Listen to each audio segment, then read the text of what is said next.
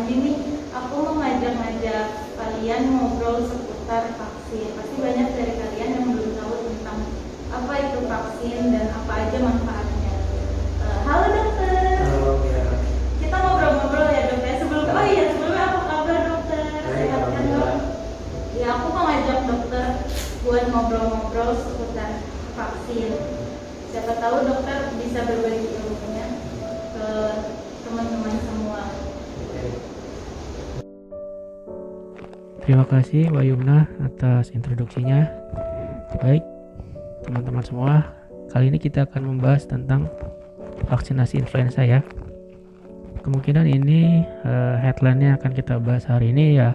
Kita ketahui dulu apa itu gejala influenza, terus kemudian vaksinasi pada anak-anak seperti apa vaksin flu itu, kemudian juga vaksin influenza pada dewasa, bagaimana pemberiannya, untuk berapa usianya, kemudian vaksin influenza penggunaannya pada ibu hamil seperti apa, vaksin influenza pada orang-orang dengan lanjut usia ya, kakek, nenek kita, apakah bisa diberikan vaksin influenza ini.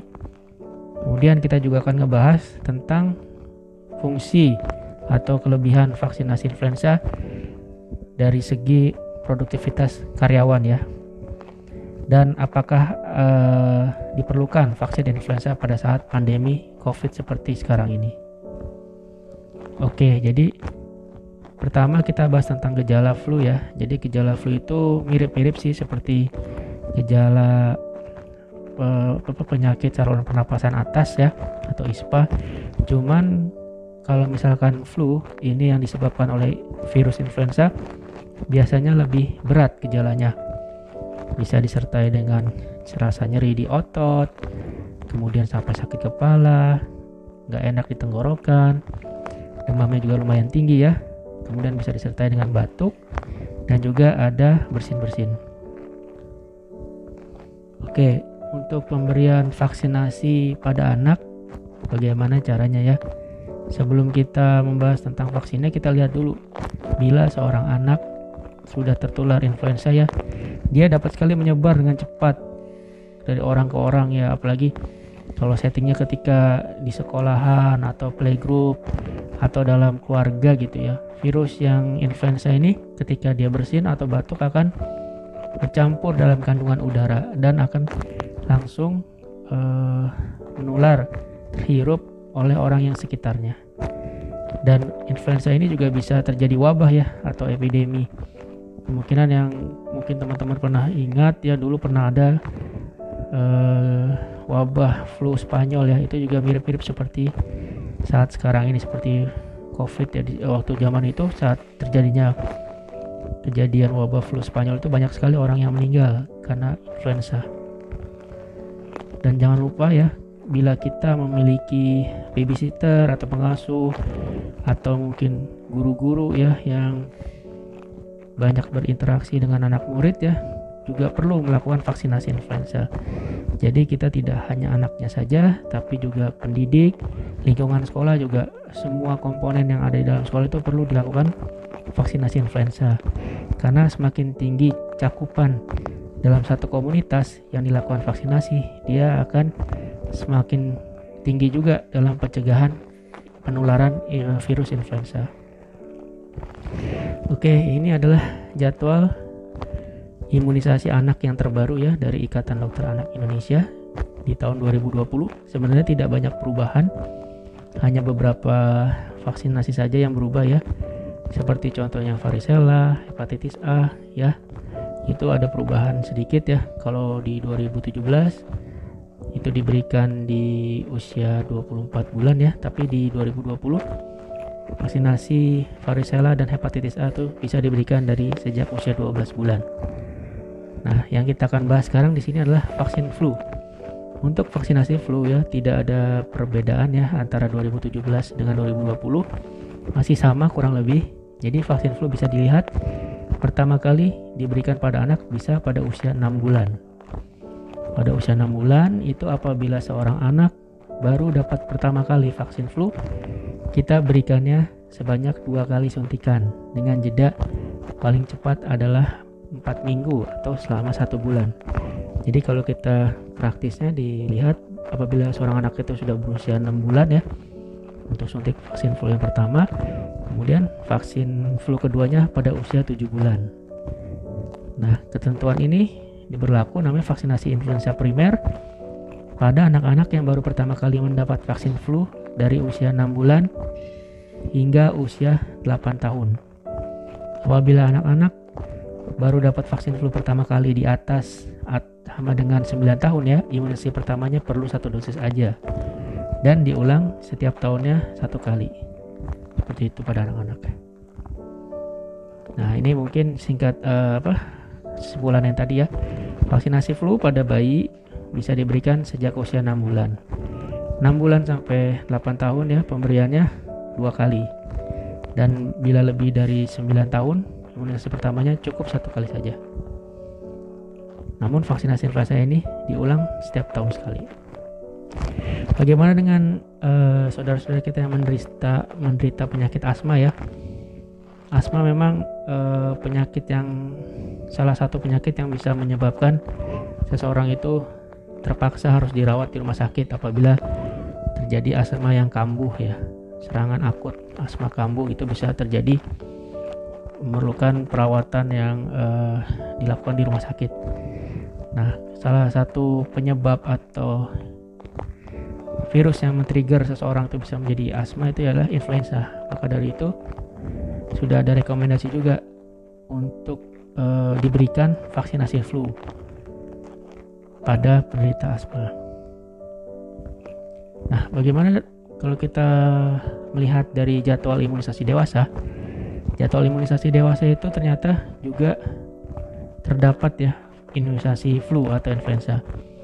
Bisa dilihat di hampir setiap kelompok usia itu bisa diberikan dari mulai 19 tahun sampai kelompok usia 21 itu juga direkomendasikan. Intinya pada vaksinasi dewasa influenza itu kita berikan setiap tahun dari umur 19 sampai 65 tahun ke atas.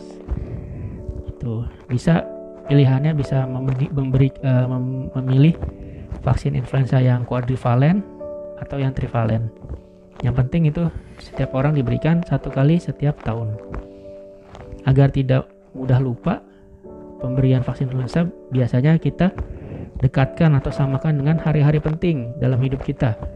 Mungkin bisa hari ulang tahun ya, jadi setiap kali mau ulang tahun, wah inget nih udah waktunya vaksin flu.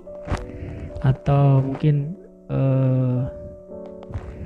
disamakan dengan tahun baru, wah udah mau tahun baru nih, berarti kita udah waktunya vaksin flu. Atau mungkin hari ulang tahun pernikahan, atau mungkin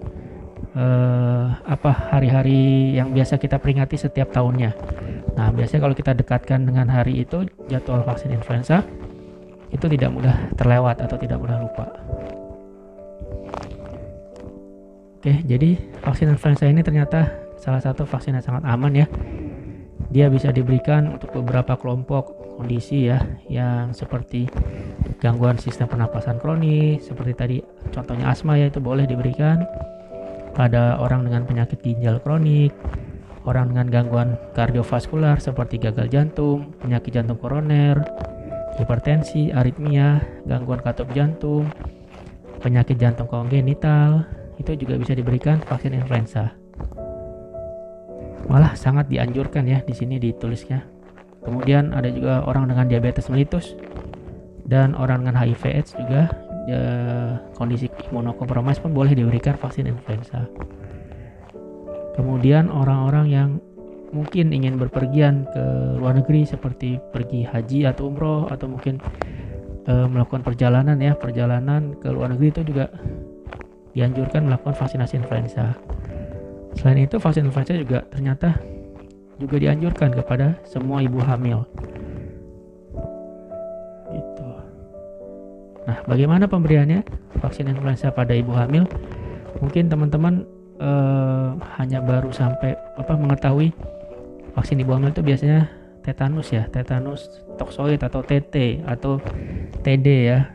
Nah, kalau pada ibu hamil rekomendasinya selain vaksin tetanus atau TDAP ya, kalau TDAP dia isinya tetanus, difteri dan pertusis. Kalau TT itu hanya tetanus toksoid ya isinya. Kemudian kalau TD itu tetanus dan difteri. Kalau yang lengkap memang isinya yang namanya TDAP ya, tetanus, difteri, pertusis, dan itu bisa diberikan juga kepada ibu hamil ya, sudah ada rekomendasinya. Bahkan selain vaksin TDAP juga diberikan vaksin influenza. Pada saat kapan? Bisa diberikan saat kapanpun usia kehamilan. Namun banyak rekomendasi yang dokter-dokter ahli merekomendasikan di antara 27 minggu sampai 30 minggu kehamilan. Bagaimana penyuntikannya? Seperti biasa ya, hanya di lengan. Biasanya kita melakukan penyuntikan di lengan kiri ya pada ibu hamil, dan itu sangat aman. Nah, bagaimana dengan orang lanjut usia atau yang usia lanjut ya? Apa aja sih vaksinasi yang perlu diberikan pada usia lanjut ya? Teman-teman perlu mengetahui ya bahwa imunisasi itu, saya tekankan, tidak hanya berhenti di usia anak 9 bulan, tidak hanya berhenti di anak usia 2 tahun, tidak berhenti di anak usia sekolah ya, tapi vaksinasi itu terus berjalan mengikuti usia, pertambahan usia. Jadi sampai kita kakek nanti, mungkin nenek-nenek atau kakek-kakek kita, nenek-nenek kita, itu juga ada jadwal imunisasinya. Jadi vaksinasi itu saya tekankan sini tidak berhenti di usia anak-anak, ada juga jadwal imunisasi pada orang dewasa serta lanjut usia. Pada lanjut usia apa yang bisa diberikan? Ya, pertama kita berikan vaksin influenza, itu setiap tahun kita ulang. Kemudian kita berikan vaksin pneumonia, itu bisa pada orang-orang yang di atas 50 tahun ya, dan bisa juga ada yang jenis vaksin yang diberikan di atas 60 tahun. Kemudian juga bisa diberikan vaksin TDAP. TDAP ini kita berikan 1 kali per 10 tahun ya. Jadi 10 tahun sekali perlu 1 kali vaksin tetanus, difteri, dan pertusis.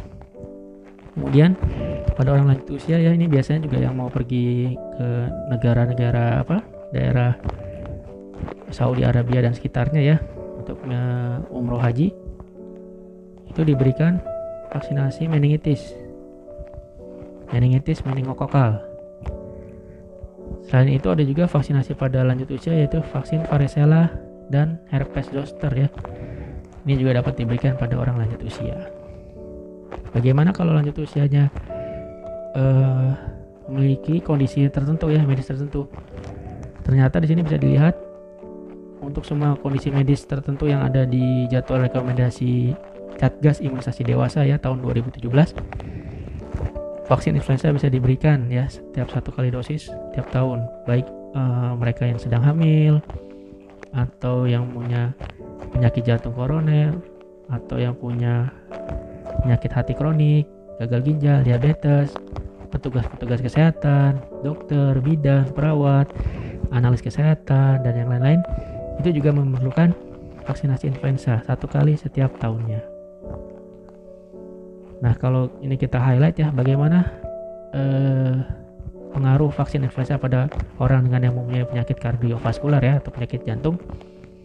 Ternyata ada sebuah penelitian ya yang bilang bahwa influenza vaksin bisa mencegah secondary prevention dari cardiovascular disease ya di daerah ini. Penelitiannya pada orang-orang Taiwan ya, orang-orang lansia di Taiwan. Nah, itu ternyata dia bisa mencegah kejadian berulang dari serangan jantung itu ya, dari penyakit-penyakit jantung kardiovaskular. Jadi vaksin influenza ini aman diberikan pada orang yang memiliki gagal jantung, penyakit jantung koroner, sindrom koroner akut, hipertensi, aritmia, gangguan katup jantung, dan defek kongenital. Nah, bagaimana dengan orang yang diabetes? Mungkin orang tua kita ada yang menderita kencing manis ya. Apakah aman diberikan? Ternyata penyakit-penyakit flu bisa menyebabkan komplikasi serius pada orang diabetes. Maka dari itu kita mindsetnya harus mulai berubah. Mindsetnya kita harus mulai melakukan pencegahan. Jangan sampai orang yang memiliki diabetes tipe 1, tipe 2 ya, jangan sampai dia terjadi flu. Maka dari itu kita lakukan pencegahan dengan vaksinasi. Karena ternyata orang dengan diabetes memiliki 2 kali resiko lebih besar meninggal karena penyakit yang berhubungan dengan komplikasi flu.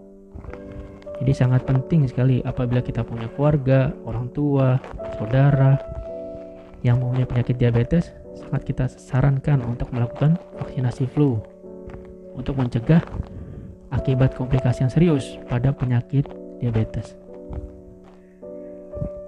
Nah, ini ada beberapa contoh ya vaksin influenza yang ada di pasaran ya sekarang ini.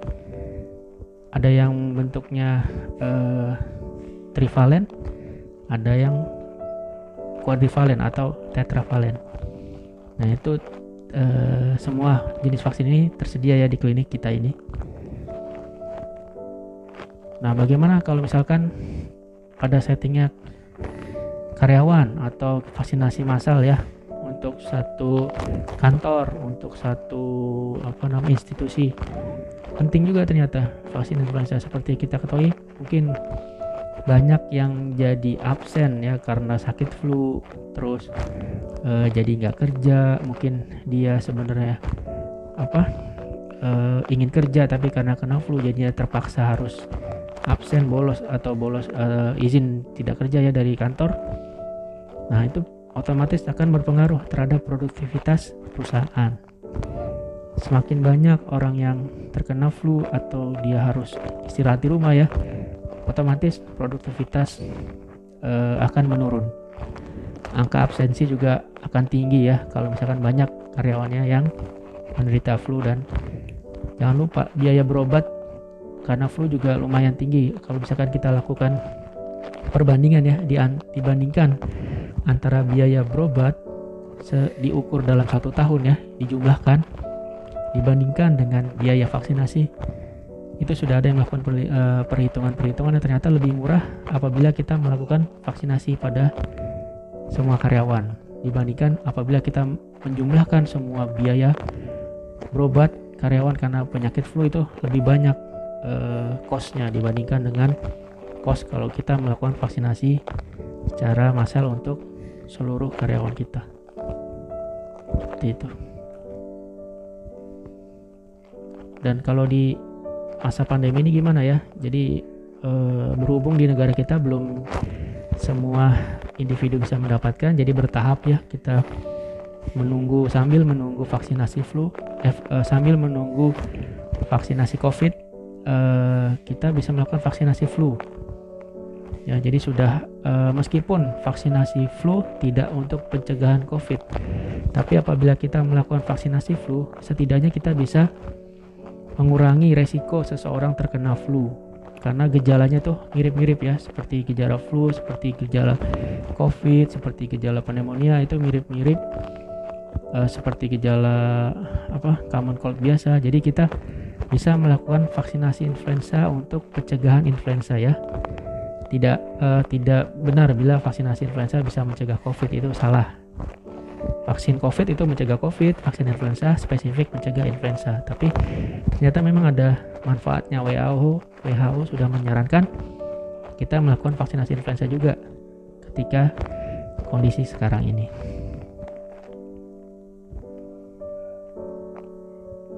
Oke, mungkin cukup sekian dulu ya. Nanti kalau misalkan ada pertanyaan boleh langsung menghubungi WhatsApp kita ya, nanti ada nomornya di bawah ini ya, bisa dilihat WhatsApp klinik.